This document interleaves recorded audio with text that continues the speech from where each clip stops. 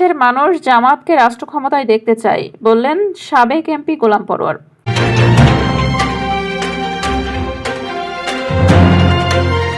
আসসালামু আলাইকুম দর্শক, সকলকে আমন্ত্রণ জানাচ্ছে বিবিআর নিউজ সংবাদে। খুলনা কয়রা থেকে সহকর্মী মোক্তার হোসেনের পাঠানো ভিডিও চিত্রে দেখুন বিস্তারিত। যেহেতু কোনো দলের অধীনে হবে না, একটা অন্তর্বর্তীকালীন অরাজনৈতিক সরকার এই নির্বাচন হয়তো পরিচালনা করবে। আগের তিনটা নির্বাচনে আমরা ভোট দিতে পারি নাই। মানুষ 24-এর গণ অভ্যুত্থানের পর একটি অত্যাচারী শাসককে বিদায় দিয়ে এক সাগর রক্ত পেয়ে একটি নতুন বাংলাদেশের জন্ম দিয়েছে।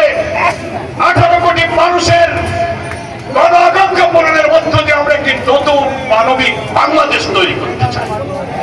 সেইটাই আগামী নির্বাচনে এমন একটা দেশ করতে হবে। নতুন বাংলাদেশ মানে হলো 54 বছরের যারা দেশ শাসন করেছেন, যত দলকে আমরা ভোট দিয়েছি, যত মার্কায় ভোট দিয়েছি, তাদের শাসন আমরা দেখার সুযোগ পেয়েছি।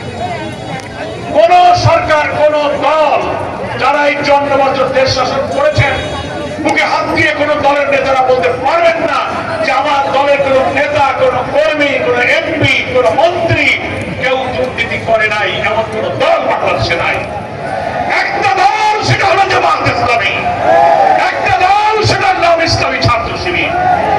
1979 সালের পর থেকে বাংলাদেশের যত গ্রহণযোগ্য নির্বাচন হয়েছে, প্রত্যেকটি নির্বাচনে জামাত অংশগ্রহণ করেছে। আমরা নির্বাচিত হয়েছি কখনো কম, কখনো বেশি। একবার সরকারে আমরা অংশ নিয়ে 2 জন মন্ত্রী, 3টি মন্ত্রণালয় আমাদের মন্ত্রীরা চালিয়েছেন। কোন এমপি মন্ত্রী 79 থেকে 2025-এর আমাদের রাজনৈতিক সংসদীয় রাষ্ট্রীয় জীবনে কোন সরকারি সংস্থা, কোন প্রশাসন, কোন দুদক, অপরাধ তদন্তের যত বিভাগ আছে, তন্ন তন্ন করে জামাত ইসলামীর মধ্যে একটা দুর্নীতির খবর কেউ খুঁজে পায় না। তাহলে এখন নতুন বাংলাদেশ মানে কি?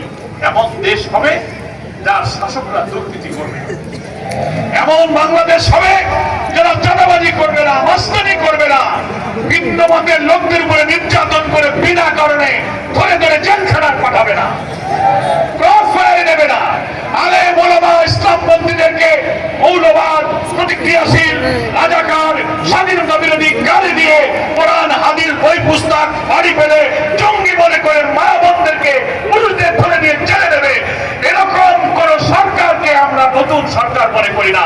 এটা যারা করবে না, তারাই হলো নতুন বাংলাদেশের সরকার।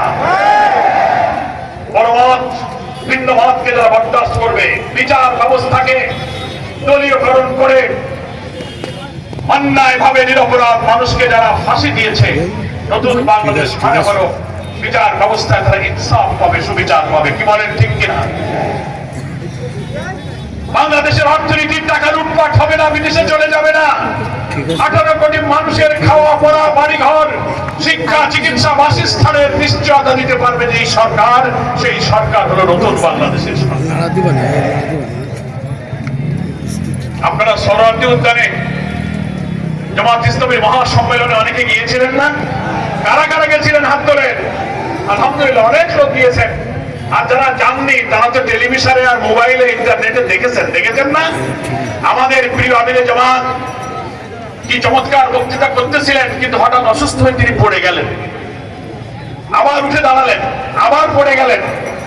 ডাক্তাররা ছোটাছুটি করলো, তবুও উনি বক্তৃতা করবেন। দাঁড়াতে দেয়া হলো না, কিন্তু উনি বসে পা লম্বা করে মাইকটা কাছে নিয়ে 6-7 মিনিট বক্তৃতা করেছেন। দেখেছেন আপনারা? সেখানে কি বলেছিলেন? বলেছেন, আমরা এমন একটি বাংলাদেশ করতে চাই।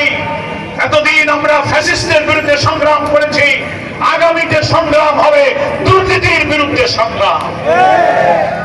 শিশু, বৃদ্ধ, কৃষক, শ্রমিক, নারী, পুরুষ সকলের আমি ভাই, আমি বন্ধু। অনাহারী, দুঃখী, বঞ্চিত মানুষের ঘরে হাসি ফুটানো, অন্নহীন, বস্ত্রহীন মানুষের কান্না দূর করে একটা নিরাপদ মানবিক বাংলাদেশ আমরা করতে চাই।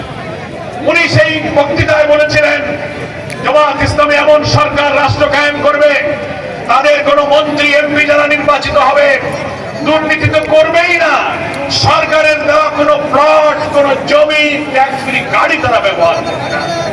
উন্নয়ন কাজে